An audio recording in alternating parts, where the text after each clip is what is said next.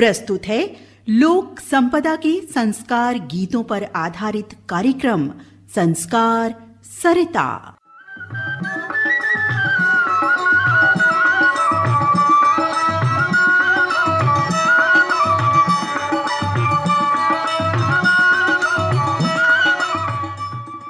संस्कार सरिता कार्यक्रम सुनने वाले सभी श्रोताओं को मीना चौहान का प्यार भरा नमस्कार। श्रोताओं, हमारे समाज में जन्म से लेकर मृत्यु तक 16 संस्कारों में असंख्य संस्कार लोकगीतों की परंपरा प्रचलित है। ये लोकगीत मानव मन की सहज भावनाओं को प्रदर्शित करते हैं और इसमें हमें जीवन के अनुभव और स्वाभाविकता के दर्शन होते हैं।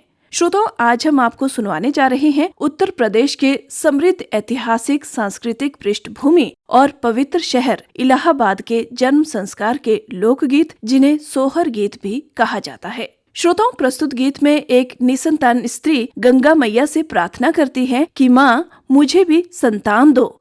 9 महीने बाद स्त्री के घर शिशु जन्म लेता है और उसके घर आनंद की बधाई बजती है और सखियां सोहर गीत गाती है। छठे महीने नवजात का अन्नप्राशन संस्कार किया जाता है। चांदी की कटोरी में खीर लेकर सोने के चम्मच से शिशु को खीर चटाई जाती है और सखियां ये मंगल गीत गाती हैं। गंगा बाड़ी बाड़ी देउरी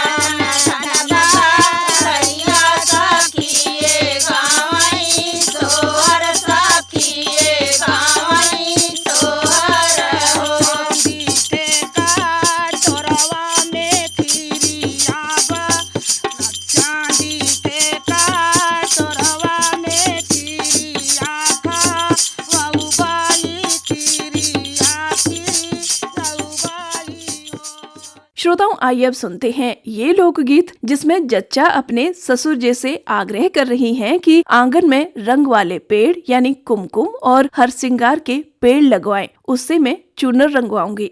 ससुर जी कहते हैं कि तुम्हारी चूनर तो रंग वाली है पर आंचल क्यों मैला है। जच्चा कहती है कि हे ससुर जी, मेरी गोद में मेरा बच्चा खेलता है इसलिए मेरा आंचल मैला है। जच्चा के जेठ जी जच्चा से पूछते हैं कि तुम्हारी चुनरी तो चटक रंग की है लेकिन आंचल क्यों मैला है। जच्चा कहती है, हे जेठ जी, मेरी गोद में मेरा बच्चा खेलता है इसलिए मेरा आंचल मैला है। जच्चा अपने देवर से कहती है कि बाजार से चावल दूध ले आइए, मैं खीर बनाऊंगी और खीर को अपने बच्चे को खिलाकर उसका अन्नप्राशन करूंगी। ससुरु अंगने में रंगाना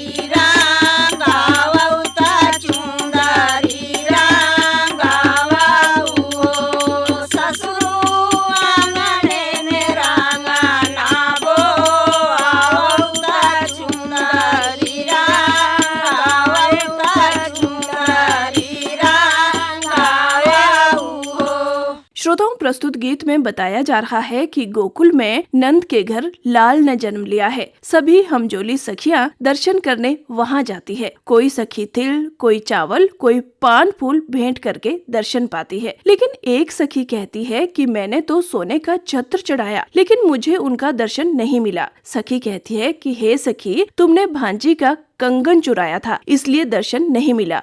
अब जब तुम्हें पुत्र प्राप्त होगा तो छठे महीने तुम 12 माता की पूजा कराना और नवजात का अन्नप्राशन करवाना। मिलाऊ न सखी आशा हेलरी मिली चूली चाली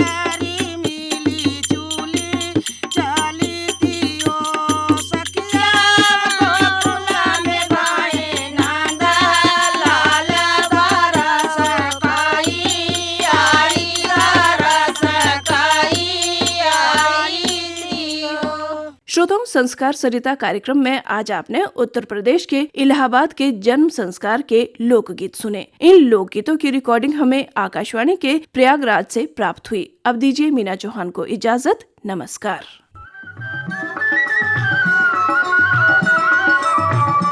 अभी आप सुन रहे थे लोक संपदा के संस्कार गीतों पर आधारित कार्यक्रम संस्कार सरिता।